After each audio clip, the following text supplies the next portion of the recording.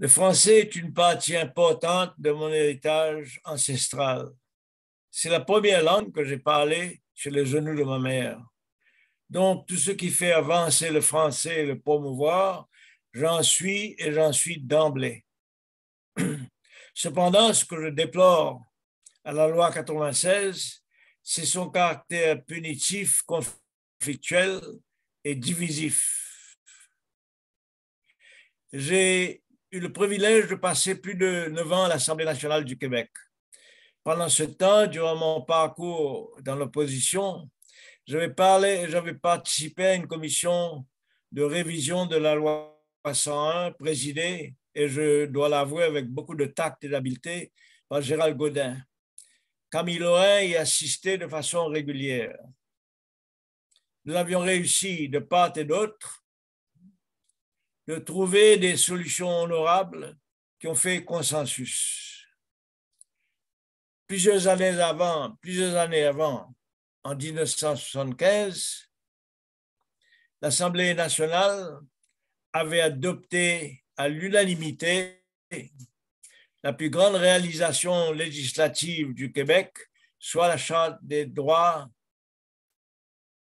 et des libertés de la personne. Cette charte provenait d'une coopération entre Jean-Jacques Morin et le ministre alors de la Justice, Jérôme Choquette. Et cette charte faisait la fierté du Québec, et René Lévesque y tenait tellement qu'en 1983, il avait envoyé des copies dans toutes les résidences du Québec. Et c'est cette même charte dont nous devrions tous être fiers, qu'aujourd'hui on met au rencard, on pousse de côté. Pourquoi? Parce que ça nous gêne. Parce que le gouvernement sait sciemment bien que plusieurs des articles de la loi 96 ne tiendraient pas, ne survivraient pas devant les tribunaux sans la clause dérogatoire.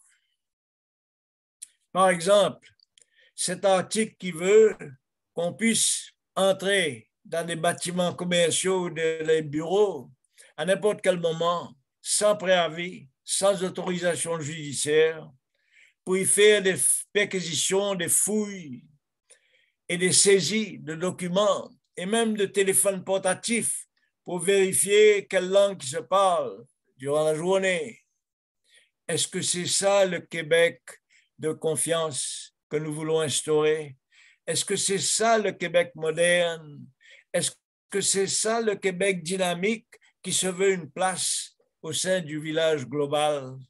Moi, je dis non. Ce n'est pas la formule à adopter. Au contraire, c'est justement qu'il faut adopter des formules modérées et raisonnables. Je viens d'avoir 93 ans. Je suis un vieux de la vieille. Je ne suis pas ici pour vous donner des leçons. Mais je voudrais vous pointer vers un exemple actuel du Premier ministre lui-même et du ministre Dubé, qui ont fait un travail fort efficace durant la crise du COVID. Pourquoi? Parce qu'ils se sont servis de deux éléments principaux, la patience et la persuasion. C'est ça qu'il nous faut avec la langue, le projet de loi 96, la patience et la persuasion. Patience and persuasion. This is the only way to go, all of us together. Merci.